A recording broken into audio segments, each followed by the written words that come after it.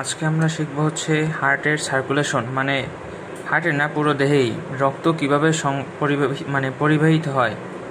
এখন আমি এই জায়গায় একটা পিকচার ড্র করে বোঝানোর চেষ্টা করব।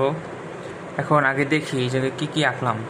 এইটা হচ্ছে আমাদের ফুসফুস, লাং আমাদের বডিতে কয়টা আছে? দুইটা, মানে এক পেয়ার। কোন জায়গায়? এইটা হচ্ছে আমাদের লেফট সাইড বডির, এইটা হচ্ছে আমাদের রাইট সাইড। তাহলে এটা হচ্ছে লেফট লাং, এটা হচ্ছে রাইট লাং, পাইলাম। এটা হচ্ছে লেফট লাং, এটা রাইট লাং। এখন আর এই যে ধূসর বর্ণে একটা দেখতেছি, এটা হচ্ছে আমাদের হার্ট। এখন আমরা দেখব হার্ট থেকে রক্ত কিভাবে আসে, কিভাবে যায়। এখন আগেই বলে রাখি, এই জায়গায় এই যে লাল রং দিয়ে দেখানো হয়েছে, এটা হচ্ছে অক্সিজেন সমৃদ্ধ রক্ত, অক্সিজেন সমৃদ্ধ রক্ত। আর হচ্ছে এই যে নীল রং, এইটা হচ্ছে কার্বন ডাইঅক্সাইড সমৃদ্ধ রক্ত, মানে অক্সিজেনেটেড। আর এটা হচ্ছে ডিঅক্সিজেনেটেড। এখন আমরা দেখব, এখন প্রথম যদি শুরু করি কিভাবে আসে। প্রথম এইটা হচ্ছে আমরা জানি কি হার্টে 4টা চেম্বার বা 4টা প্রকোষ্ঠ থাকে মানুষের হার্টে। এইটা কি রাইট অ্যাট্রিয়াম অথবা ডান অলিন্দ, রাইট অ্যাট্রিয়াম। এইটা কি রাইট ভেন্ট্রিকল বা ডান নিলয়।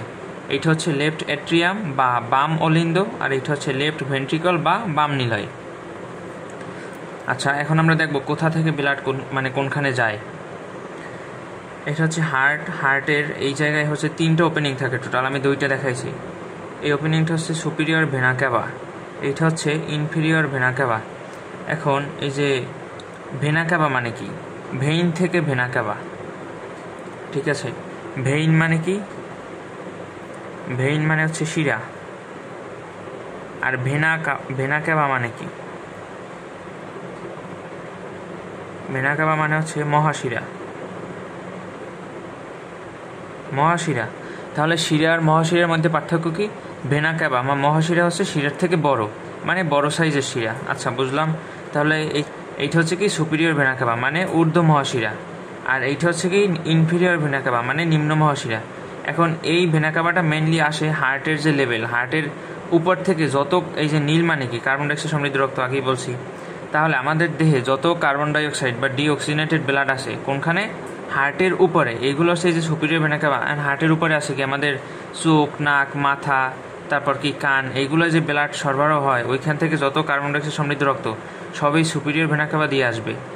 আর দেহের নিচের অংশ, হার্টের নিচে আছে কি? হার্টের নিচে আমাদের আছে ডায়াফ্রাম আছে, বা অ্যাবডোমেনে যত ভিসেরা আছে, লিভার আছে, তারপর কি কিডনি আছে, তারপর পা আছে, তারপর কি ওভারি, টেস্টিস, যাই হোক এইসব অর্গান থেকে যত ডিঅক্সিজেনেটেড ব্লাড, এইগুলো আসবে কোনটা থেকে? ইনফিরিয়র ভেনা ক্যাভা থেকে। তাহলে বুঝলাম, শরীরের উপর থেকে আসবে সুপিরিয়র ভেনা ক্যাভা, শরীরের নিচ থেকে আসবে ইনফিরিয়র ভেনা ক্যাভা। এসে কি করবে? এই দুইটা এসে হার্টে ওপেন করবে কোনখানে? রাইট অ্যাট্রিয়ামে। তাহলে রাইট অ্যাট্রিয়ামে যখন ওপেন করবে, কি করবে? পুরো শরীর থেকে কার্বন ডাইঅক্সাইড সমৃদ্ধ রক্ত এই যে রাইট অ্যাট্রিয়ামে এসে জমা হবে। আচ্ছা, জমা হওয়ার পর করবে কি? এখন জমা হওয়ার পর নিচের প্রকোষ্ঠ কি? Right ventricle. তারপর করবে কি? রাইট ভেন্ট্রিকলে আসবে। এখন এই জায়গায় একটা জিনিস আছে, এখানে আছে একটা বাল্ব থাকবে, বাল্ব বা কপাটিকা। এখন কপাটিকা কেমন? যদি আমরা কপাটিকা বুঝতে যাই, ধরেই এই একটা হচ্ছে প্রকোষ্ঠ, আর এই একটা প্রকোষ্ঠ আছে, এর ভিতর একটা কপাটিকা থাকবে। কপাটিকাটা কীরকম? এইরকম থাকবে। এইরকম বলতে কি ব্লাড এইখান থেকে আসতে পারবে, কিন্তু উপরের দিকে যেতে পারবে না। ঠিক আছে, কেন যেতে পারবে না ওইটা আমরা আস্তে আস্তে দেখব। আচ্ছা, তাহলে এতক্ষণ কি বুঝলাম? শরীরের উপরের অংশ থেকে ব্লাড আসবে সুপিরিয়র ভেনা ক্যাভা, আর শরীরের নিম্ন অংশ থেকে ব্লাড আসবে ইনফিরিয়র ভেনা ক্যাভার মাধ্যমে। আসার পরে কি করবে? রাইট অ্যাট্রিয়ামে ড্রেইন করবে। রাইট অ্যাট্রিয়ামে ব্লাড আসার পরে এই ব্লাড কোথায় যাবে? রাইট ভেন্ট্রিকলে। আমরা একটু আস্তে আস্তে ব্লাড সার্কুলেশনের পাথওয়েটাও লেখার চেষ্টা করি। তাহলে প্রথম হচ্ছে রাইট অ্যাট্রিয়াম থেকে ব্লাড যাবে রাইট ভেন্ট্রিকলে। আচ্ছা, গেল রাইট ভেন্ট্রিকলে গেল, তারপরে রাইট ভেন্ট্রিকলে যাবে। এখন রাইট ভেন্ট্রিকলে যাওয়ার পর এক পর্যায়ে তো এখানে ব্লাড ফুল হয়ে যাবে। ব্লাড ফুল হয়ে যাওয়ার পর কি হইবে? স্বভাবতই ব্লাড এখান থেকে বের হওয়ার চেষ্টা করবে। ব্লাড চাইবে কি? ব্যাকফ্লো করতে, না? এই যে ট্রান্সভার্স ডিরেকশনে যেতে চাইবে, রিভার্স ডিরেকশনে, রাইট অ্যাট্রিয়ামে যেতে চাইবে, কিন্তু রাইট অ্যাট্রিয়ামে কি যেতে পারবে না, কারণ এই জায়গায় কি একটা কপাটিকে থাকবে, যেটা এইদিকে প্রেশার দিলেই কি কপাটিকেটা বন্ধ হয়ে যাবে, ঠিক আছে, তাহলে আর এদিকে যেতে পারবে না। তাহলে ব্লাড এই জায়গাটায় ফুল হওয়ার পরে ব্লাড কোন দিকে যাইবে, অন্য কোন ওপেনিং আছে কিনা ওইটা খুঁজবে। অন্য কোন ওপেনিং কি আছে? হ্যাঁ, এই জায়গায় একটা ওপেনিং আছে। আচ্ছা, এইটা তাহলে কি? এইটা হচ্ছে এই যে পালমোনারি আর্টারির মাধ্যমে ব্লাড কোথায় যাবে? ফুসফুসে যাবে। একটা জিনিস শিখাই,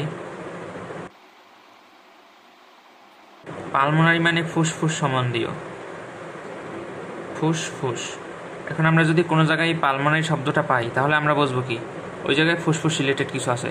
যদি বলি পালমোনারি এম্বোলিজম বা পালমোনারি ইডেমা বা পালমোনারি পেইন বা যাই বলি, তাহলে কি ওইটা ফুসফুস বুঝাইবে, মানে ফুসফুসে পানি জমা, মানে কি পালমোনারি ইডেমা। তারপর এমফাইসেমা মানে কি ফুসফুসে ফাঁকা জায়গা সৃষ্টি হওয়া, এরকম। তাহলে পালমোনারি শব্দটা যদি পাই ওইটা মানে কি ফুসফুস রিলেটেড কিছু একটা। যাই হোক, তাহলে এটা হচ্ছে পালমোনারি আর্টারি। তাহলে পালমোনারি আর্টারি কোথায় প্রবেশ করবে? ফুসফুসে প্রবেশ করবে। আচ্ছা, ফুসফুসে প্রবেশ করলো, ফুসফুসে প্রবেশ করার পর কি করবে? ফুসফুসে এই যে কার্বন ডাইঅক্সাইড সমৃদ্ধ রক্ত, এটা কি করবে? অক্সিজেন সমৃদ্ধ রক্তে পরিণত হওয়ার পর কি করবে? এই যে ফুসফুস থেকে আবার একটা ভেইন বের হইবে। এই ভেইনের নাম কি? ফুসফুস থেকে একটা ভেইন বের হইবে। এই ভেইনের নাম কি? অবশ্যই পালমোনারি ভেইন। পালমোনারি মানে কি? ফুসফুস। তাহলে এইটা কি? ফুসফুসীয় ধমনী। আর এইটা কি? ফুসফুসীয় শিরা। এখন আমরা শিরার ধমনী পড়ছি, শিরার ধমনীর মধ্যে একটা মানে বেসিক ক্যারেক্টারিস্টিক্স শিরার ধমনীর কি? এই যে ধমনী বা ভেইন অলওয়েজ কি করবে? কার্বন ডাইঅক্সাইড সমৃদ্ধ রক্ত পরিবহন করবে। আর আর্টারি কি করবে? অক্সিজেন সমৃদ্ধ রক্ত পরিবহন করবে বা ট্রান্সপোর্ট করবে। কিন্তু এই পালমোনারি ভেইন আর পালমোনারি আর্টারি ক্ষেত্রে উল্টো। আবার একটু দেখি, আর্টারি সবসময় কি করবে? অক্সিজেন সমৃদ্ধ ব্লাড পরিবাহিত করবে, কিন্তু পালমোনারি আর্টারি কি করবে? কার্বন ডাইঅক্সাইড সমৃদ্ধ রক্ত পরিবাহিত করবে। এই যে বললাম না, এই যে নীল রঙের যেগুলো আমরা দেখতেছি ব্লাড, এইটাও ব্লাড। নীল রঙের ব্লাড বলতে কি বোঝায়? কার্বন ডাইঅক্সাইড সমৃদ্ধ রক্ত। তাহলে পালমোনারি আর্টারি কেমন রক্ত পরিবাহিত করে? কার্বন ডাইঅক্সাইড সমৃদ্ধ রক্ত। আর এই যে পালমোনারি ভেইন কেমন রক্ত পরিবাহিত করবে? অক্সিজেন সমৃদ্ধ রক্ত। বুঝলাম, তাহলে ভেইন আর আর্টারির বৈশিষ্ট্যও বুঝলাম, আর পালমোনারি ভেইন পালমোনারি আর্টারি কেন ভিন্ন এটাও বুঝলাম। আচ্ছা, তাহলে ব্লাড গেল কোথায়? গেল লাঙে বা ফুসফুসে গেল। ফুসফুসে কি হলো? কার্বন ডাইঅক্সাইড সমৃদ্ধ রক্ত অক্সিজেন সমৃদ্ধ রক্তে পরিণত হওয়ার পর কি করবে?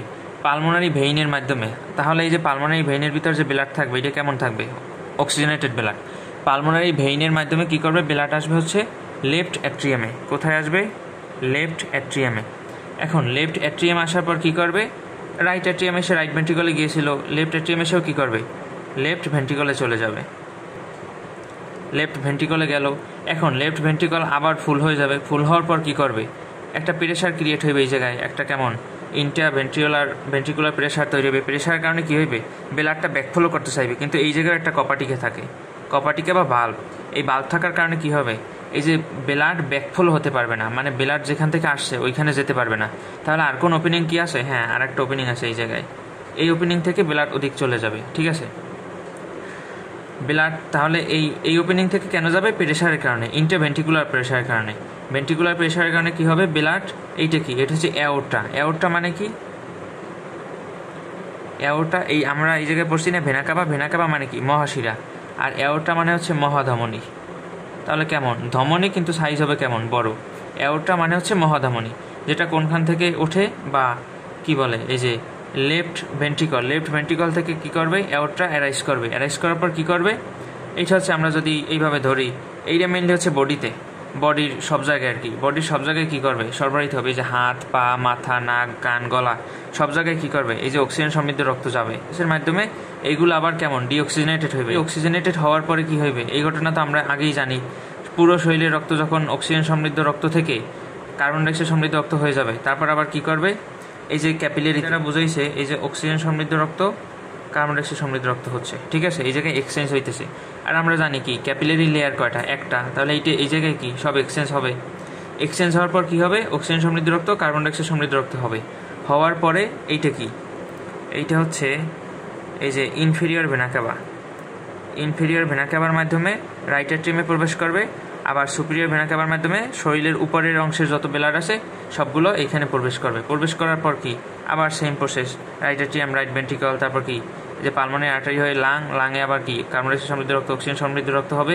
তারপর কি হবে, এই যে লেফট অ্যাট্রিয়ামে প্রবেশ করবে, লেফট অ্যাট্রিয়াম থেকে লেফট ভেন্ট্রিকল, লেফট ভেন্ট্রিকল থেকে অ্যাওর্টা থেকে আবার পুরো বডিতে সাপ্লাই দেবে। আচ্ছা, তাহলে আমরা একবার পাথওয়েটা দেখি। প্রথম কি রাইট অ্যাট্রিয়াম থেকে রাইট ভেন্ট্রিকল থেকে পালমোনারি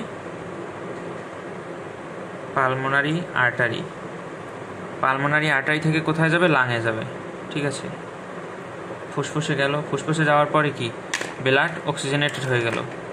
অক্সিজেনেটেড হওয়ার পরে কোথায় যাবে, পালমোনারি ভেইনে যাওয়ার পর কোথায় যাবে, লেফট অ্যাট্রিয়ামে আসলো। লেফট অ্যাট্রিয়াম থেকে লেফট ভেন্ট্রিকলে গেল। লেফট ভেন্ট্রিকল থেকে কোথায় যাবে, এই যে অ্যাওর্টা বা